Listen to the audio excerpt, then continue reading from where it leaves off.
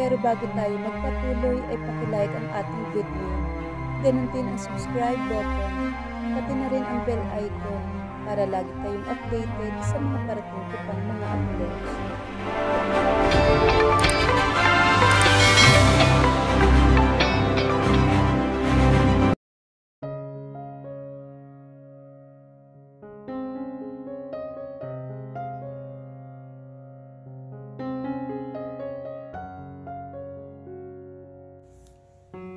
Sa tingin mo ba may pakialam pa ako sa nararamdaman mo? Bakit pati personal na buhay ay pinakikialaman mo? And to think na binabastos mo yung tao. Sa tingin mo ba, ako pa rin iyong babaeng kaya mong paikutin? Napatingin siya sa kanya ng may pagtataka. Have you lost your mind? That guy was totally rude to me. Believe me, he is not the possibility. You think I don't have the right to my own decision? Bakit ba ako nakikipag-argumento sa taong makitid ang utak? Na pati mali niya hindi niya mapuna. Sabi niya at muling tinilikuran ito. Pero bago pa man siya makapasok sa sasakyan ni Mang Gerardo, ay muli ito nagsalita. Sabi mo mahal mo ako. Totoo ba yun? Tila natigalgal siya sa sinabing iyon ni Jackson. Na tila ba may malakas na enerhiyang pumapalibot sa kanyang paligid. At nang harapin niya ito, diretsong nakatitig ang mga mata ni Jackson sa kanya. Hindi ko ugali ang magsinungaling. Bulong naman niya. Ang mga mata nito ay tila nagliwanag. Ibig sabihin, oo? Muling tanong naman ni Jackson. Hindi na siya umimik at mabilis na lumapit siya sa sasakyan ni Mang Gerardo at pumasok roon. Mang Gerardo, tara na. Abiso niya sa matanda. Pinasibad naman ng matanda ang sasakyan. Hindi na niya sinulyapan si Jackson sa kanyang likuran.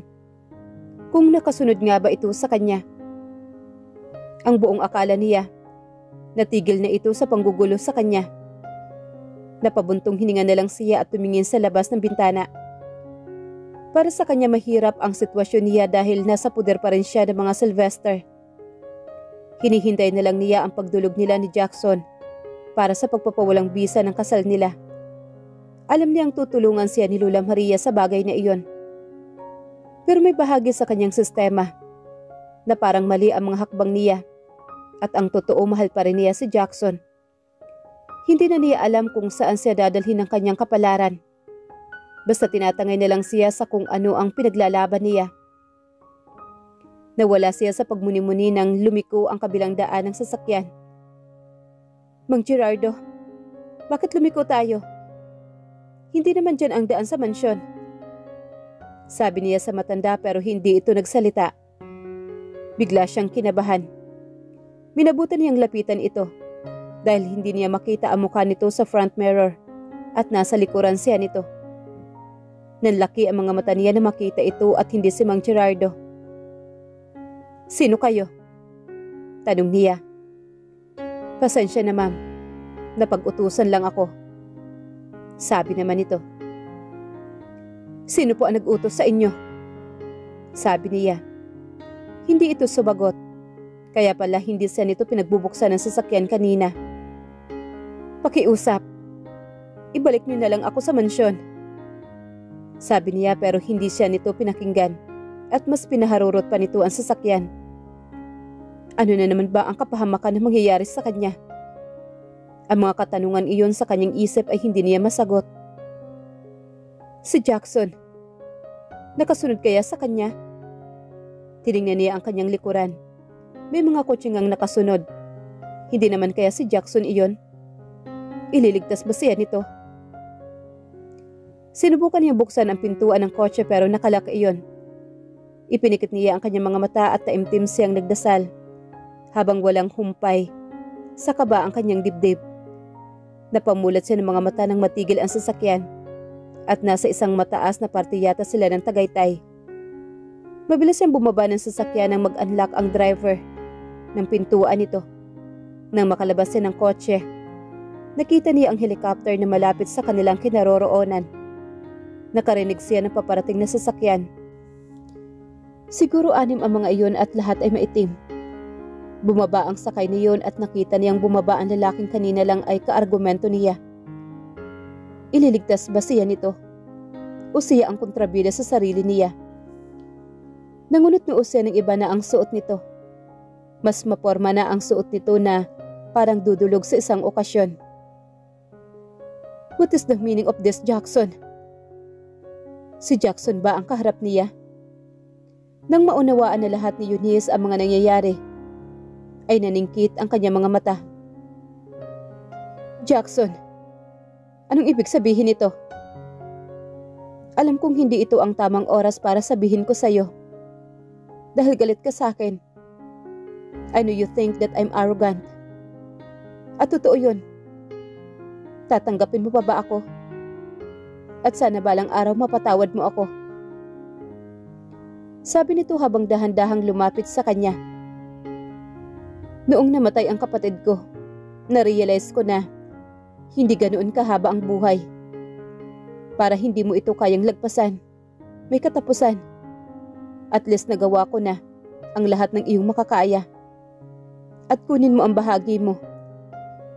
At hindi ko nahahayaang malayo ka pa sa akin. And I want to be with you forever. I think that's important. And I love you, Eunice. Tila tumigil sa pag-ikot ang mundo niya sa huling sinabi ni Jackson. Habang walang humpay naman ang pagtambol ng kanyang dibdib. At hindi niya namalayang nakalapit ni ito ng tuluyan. I said I love you. You're impossible. And you drive me crazy. Will you marry me again? Sabi nitong lumuhod sa kanyang harapan. At iniharap nito sa kanya ang singsing. I promise, I'll be a good husband to you. If you gave me a chance and I will prove it. Doon na siya tila natauhan pa. Hindi. Hindi? You don't understand. Hindi mo ba naiisip na yung kasal natin ay hindi naging masaya? Tapos ang gusto mo magpakasal ulit tayo? Ayoko na muling gumawa ng isa pang pagkakamali. Isang pagkakamali tulad ng ano? Ang magpakasal sa'yo. Alam kong ako mismo ang gumawa ng desisyon. What do you think to marry me? Bulyaw niya dito habang nakaluhod pa rin ito. Dahil mahal kita. Sa tingin mo maaayos ang lahat ng gulong ginawa mo dahil sa sinabi mong mahal mo ako? Matigas na tanong ni Eunice. Kaya nga bigyan mo pa ulit ako ng isa pang chance at aayusin ko ang lahat ng maling nagawa ko. Sabi nito habang ang mga mata nito ay parang nagmamakaawa sa kanya. Stop it, Jackson. Stop it. Bakit ba ang kulit-kulit mo? Sinabi ko na nga sa'yong gusto ko ng tahimik ang buhay ko. Huminga ito ng malalim at marahang tumayo mula sa pagkakaluhod. All right. This is your only option to choose. Sabi nito. Marry me again or taking you to a paradise with me. Tinitigan niya ang mga mata nitong nanlalalim na. At nang mapagtanto niya ang mga sinasabi nito, ay napaikot naman ang kanyang mga mata. Ano sa tingin mo ang ginagawa mo? Alam ko pero ito lang ang paraan para makabawi ulit ako sa'yo. At para maibalik sa normal ang lahat. Galit na nilapitan niya ito. Isaksak mo yan sa baga mo na hinding-hindi na maibabalik pa sa normal ang lahat. Sabi niya habang dinuduro-duro niya ang dibdib nito. Hinuli nito ang kamay niya at hinalikan ang likod ng kanyang palad. At dahil sa kanyang kabiglaan, mabilis niyang inilayo iyon. I told you, I am determined man to have you. And the fact that you're still in love with me. Sabi nitong naglalaro na naman ang ngiti sa mga labi nito. Lumingalingas siya sa paligid na baka darating ang mga tauhan ni Lola Maria at ililigtas siya. Kung hindi mo tinatanggap ang proposal ko, ay mas mabuti pang ang pangalawang opsyon. Dadalhin kita sa isang tahimik na lugar. Pagkatapos sa pangalawang pagkakataon na gusto ko, hindi ka na makakatanggi pa. Pwede ba, Jackson, tumigil ka na? Baliw ka na kung ipipilit mo ang gusto mong mangyari. Galit na wika niya at muling tinungo ang sasakyan. Sweetheart, sa tingin mo saan ang punta mo? Babalik na mansyon. Sabi niya at binuksan ang pintuan ng kotse na sinasakyan niya kanina. Pero nakalak na iyon. Sweetheart, wala nang balikan. Kung magmamatigas ka pa, mas lalo mo lang akong pinasasabik na dalhin ka sa paraiso na tayong dalawa lamang. At isang maliit na ngiti ang sumilay sa mga labi ni Jackson. Bakit ang dali na lang sa'yo nakalimutan ang lahat ng ginawa mo? Why you still act like you didn't done anything terrible to me? Dahil ikaw na lang ang natitira kong kayamanan. At kung tuluyan kang mawala sa buhay ko, baka tuluyan na nga akong mabaliw. That was a funny way to say. Wika nito. But I do. Tinatakot mo ba ako sa ginagawa mo, Jackson? Do you see what I'm doing? I am winning you back. Hindi ko intensyong takutin ka. Sabi nito sa sinseridad na boses. Hindi siya naniniwala sa mga sinasabi nito at mas nanaig pa rin sa kanya na may masama itong hangarin sa kanya. Kinuha niya ang kanyang cellphone at tatawagan niya sana si Lola Maria. Pero walang signal iyon. She felt frustrated. Hindi lang iyon. Mukhang desidido si Jackson na dalhin siya sa sinasabi nitong paraiso. Nagsasayang ka lang ng oras kung magmamatigas ka pa. Kampanting sabi naman ni Jackson. Hinarap niya uli ito. Ikaw ito nag-aaksaya ng oras sa pagpupumilit sa mga gusto mo. Tingnan mo ang paligid. Sino sa tingin mo ang kakampi mo ngayon? No one else but me. Sabi ni Jackson at siya na ang sumunod. She looked around. Lahat ng mga bodyguards ay kay Jackson. Sino sa tingin niya ang magliligtas sa kanya? See? Hindi mo naisip na pwede kitang tangayon anumang oras sa ayaw at sa gusto mo, Eunice. Nagingit-ngit siya sa galit at mabilis na nilapitan niya ito at pinagbabayo ito sa dibdib. Hinayaan lang siya nito at nang mapagod siya, napasubsob na lang siya sa dibdib nito habang walang humpay sa paglandas ang mga luha niya. Please, Jackson, hayaan mo na ako. I'm sorry, sweetheart. I promise everything will be alright once we get there. Pagkasabi niyon ay walang pakundangan siya nitong binuhat at dinala siya sa helicopter. No! She shouted. Pero si Jackson mukhang desidido na talaga ito. This is kidnapping, Jackson. Galit na sabi niya nang nakaupo na siya at tumabi naman ito. No, this is not, sweetheart. Just trust me. You jerk. Sa ginawa mong to, mas lalo mo lang akong ginagalit. Sabi niya at tumayo siya. Pero bago pa man siya makatayo ay natumba siya nang umandar na ang helicopter.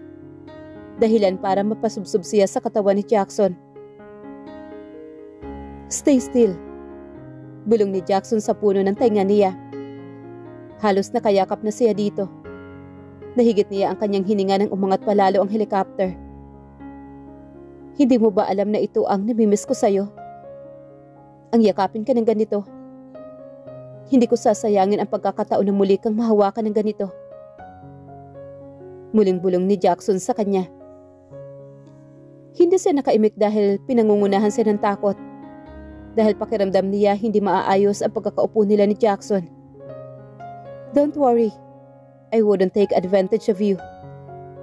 May gusto lang akong patunayan sa'yo. I behave, I promise.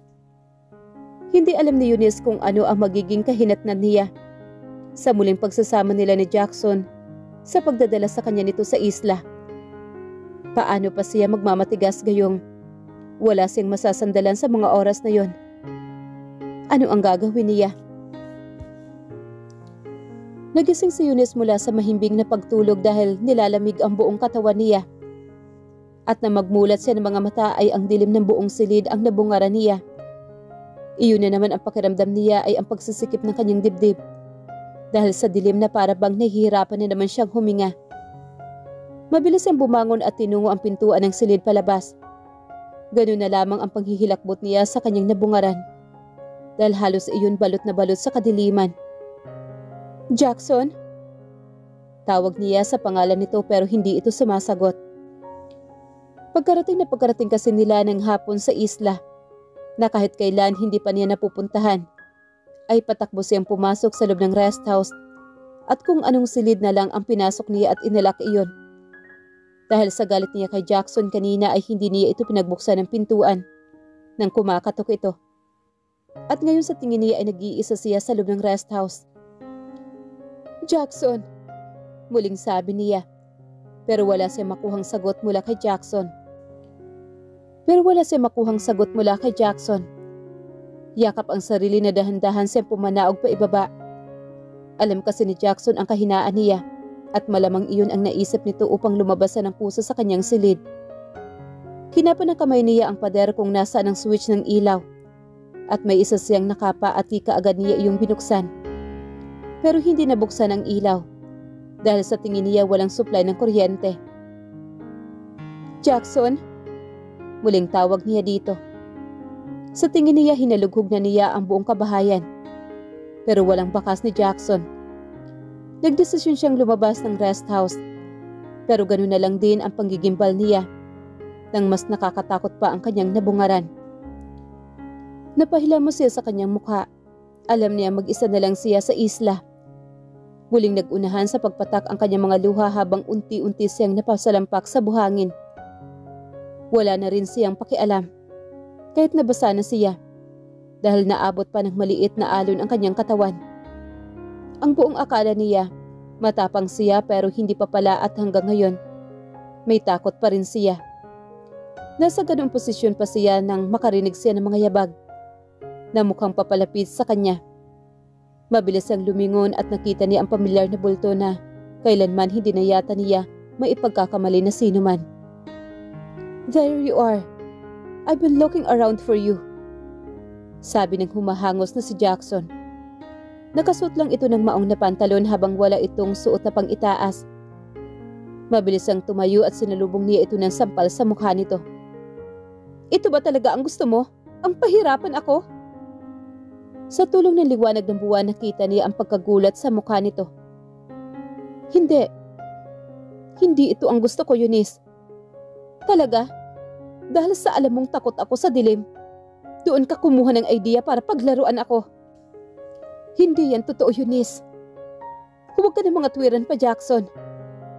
Pagod na ako. Kung pwede nga lang patayin ko na ang sarili ko para matapos na ang lahat ng pasanin sa buhay ko. Muling sabi niya habang unti-unti siyang napasalampak muli sa puting buhanginan. Tila nawalan siya ng lakas. "Bakit naman kita iiwan sa isla? Di ba nga nangako ako sa naaalagaan kita? Nasa loob ako ng storage house na hindi konektado sa bahay. Inaayos ko ang generator." Paliwanag niya habang mukhang nalilito ito. "Talaga?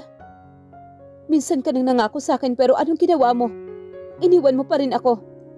Hindi mo tinupad ang pangako mo noon na hindi mo ako iiwan. Hinintay kita pero hindi mo ako binalikan." Hindi napigilang sumbat niya habang patuloy sa paglandas ang luha sa kanyang pisngi. "Hindi ko naiintindihan. Hinayaan mo ako mag-isa. Hindi ka tumupad. Hindi mo tinupad ang pangako mo." Hagulhol na wika niya. Naramdaman na lang ni Eunice ang bisig ni Jackson payakap sa katawan niya habang inaalon nito ang likuran niya.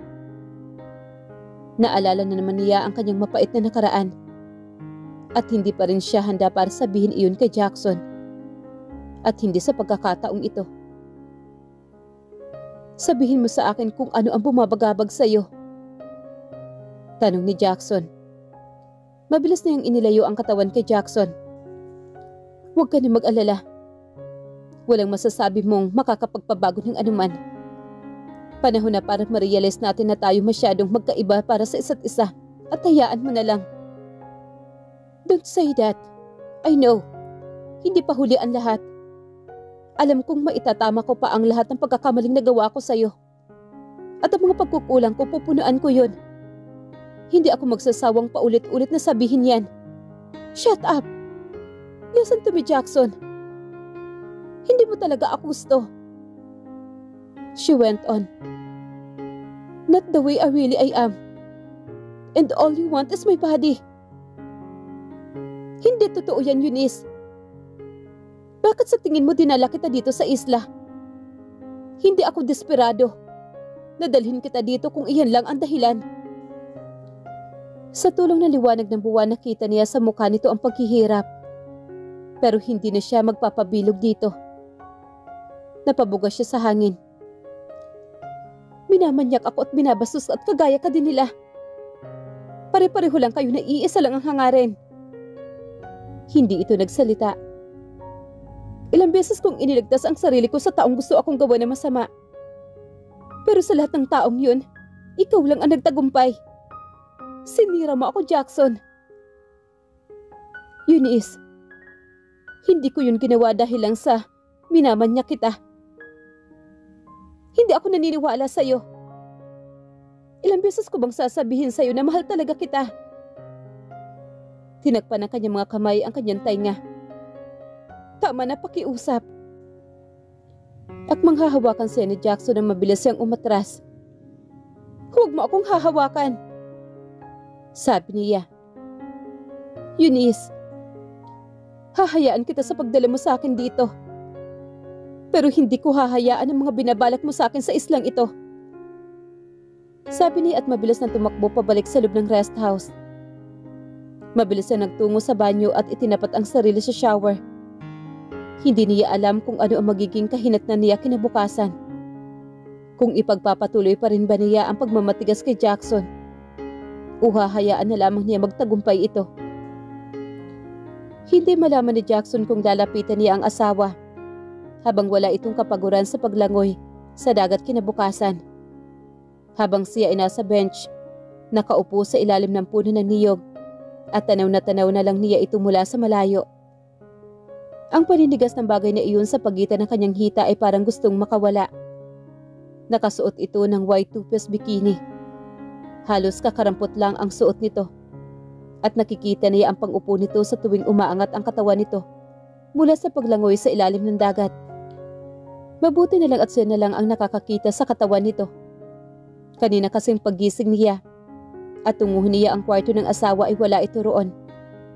Mabilis niyang pinuntahan ang dagat and he was right. Nandoon nga ang asawa niya at naglulunoy doon. Alam niyang galit pa ito sa kanya dahil sa nangyaring pagtatalo nila noong nagdaang gabi. Kaya mabuti na munang huwag na muna niya itong istorbohin. Kahit ilang beses siya nitong kinamhuyan, hindi pa rin siya susuko dito. Alam niya sa kanyang sarili na lilipas din ang galit nito sa kanya. Huminga siya ng malalim at muling tiningnan ito mula sa malayo. Muli siya nakaramdam ng pag-iinit dahil sa muli nitong pag-angat mula sa tubig. Siya na yata ang pinakamagandang babae na nasilayan niya sa buong buhay niya. Ilang beses na ba siyang lumunok dahil sa magandang tanawin na kanyang natatanaw? Ilang beses na ba siyang nagpipigil sa pagnanais ng kanyang sarili na muli itong angkinin? Hindi na talaga siya makapagpigil pa. Wala sa sariling nahugot niya ang matigas na iyon sa kanyang pagitan ng hita. Hindi na talaga niya kaya pa na lalo pat ang katawan ng asawa niya ang laging sumasagi sa utak niya. Kahit ilang beses pa siyang pumikit at baliwalain iyon. Nag-iinit talaga siya. Huminga siya na malalim habang pinaglalaruan ang sarili. Ngayon na lamang niya ulit ito nagawa. The last time when he was a teenager at bago pa siya makatikim ng babae. Tumalikod siya at umayos ng upo. At muli niyang hinugot iyon at itinaas baba niya iyon. Pagtitiyagaan na muna niya ang magsarili dahil galit pa ang asawa niya. At nang ilang beses niyang itinaas baba iyon ay nakakaramdam na siya ng kiliti sa katawan. Alam niyang malapit na niyang marating ang karukrukan. Eunice, ungol na bigkas niya sa pangalan nito. Ini-imagine niya ang katawan ng asawa na nagtatalik sila sa isang dalampasigan. Malakas na bigkas niya ang may nahulog sa kanyang paanan. Kamuntik na siya matamaan sa ulo. Bakit mo tinatawag ang pangalan ko? Mabilis na itinigil niya ang ginagawa at ipinasok na muli iyon sa suot niyang swimming trunks. At nang tumingin siya sa kanyang likuran ay ang medyo malapit-lapit na niyang asawa na may hawak na ng pana. Mukhang gulat na gulat ka. Tinakot ba kita? Sabi niya ulit dito. No. Mabilis niyang sagot. Hindi ito sumagot at mas lalo pa itong lumapit sa kanya. Binitawan nito ang hawak nito at lumuhod ito sa kanyang paanan. Nanlaki ang mga mata niya sa ginawa nito. Anong ginagawa mo? Tila nagtataka na tanong niya rito. Dahan-dahan itong iniangat ang tingin. Hindi mo ba nakikita? Kinukuha ko ang buko. Nasa ilalim ng paanan mo. Sabi nito at tumukwang ito. Ganoon na lang ang palalaki ng mga mata ni Jackson nang makita ang dibdib nito na sinlaki ng bukong iyon sa kanyang harapan. Napalunok na lang siya. No. Can I have that? What? The coconut. Sabi niya pero ang mga mata niya ay nakatingin pa rin sa malalaking dibdib nito. Which one? Which one? Nagtataka na tanong niya. The right one or the left one? Sabi nito nang iangat nito ang dalawang buko. Dalawa pala ang tinamaan nito. Pwede bang pareho? Nauutal niyang sagot. Napaikot naman ang mga mata nito. Masyado kang swapang. Sabi nito at marahang tumayo. Hindi alam ni Jackson pero parang may kakaiba sa kanyang asawa sa mga sandaling iyon. Hindi dahil sa napaka-formal nilang mag-usap. Nakikita ko na ang lahat sa'yo. Wala sa sarili na bigas iyon ni Jackson. Huli na para bawiin pa niya iyon. Humarap ito sa kanya. Talaga? May problema ka ba sa katawan ko? Of course not. Gustong-gusto kong nakikita ka na kaganyan. I just hope lang na ako lang ang makakakita niyan. Now the maniac is being selfish. Maniac? Hindi makapaniwala na sabi naman ni Jackson. Yes. Tinatawag mo talaga akong maniac? So anong itatawag mo sa lalaking sumira sa hymen ko? Napanganga naman si Jackson sa sinabi ng asawa. Her sweet innocent wife became wild and bold. Dahil ba sa pagkawala ng iniingatan nito, kaya ito naging ganoon? Parang nagsisituloy siya sa nagawa niya. See? Ayaw mong aminin sa sarili mo na manyak ka talaga. Ako pa rin ang asawa mo, Eunice. At pareho nating alam na pareho tayong pumirma sa divorce. Huwag kang tanga, Jackson. Tumayo siya. Listen to me. Stop it, will you? Mag-umpisa ka na naman ba? Ilang beses ko bang sasabihin sa'yo na huwag mo nang depensahan pa ang sarili mo? Because in the first place, itinuturing mo na akong masama. And you even have the guts to defend yourself? Mulit-muli hindi na naman siya nakapagsalita. Because she was right. Let's go inside and help me to cook our lunch. Ayoko na magutom sa islang ito. Sabi nito at ibinato sa kanya ang dalawang buko na hawak nito na sinalo naman niya. Nauna na itong lumakad papasok sa rest house. Ngayon lang napatunayan ni Jackson na posible pala na magbago ang isang tao kapag ito ay naaagrabyado. At sa tingin niya, mahihirapan siya maibalik ang dating asawa niya.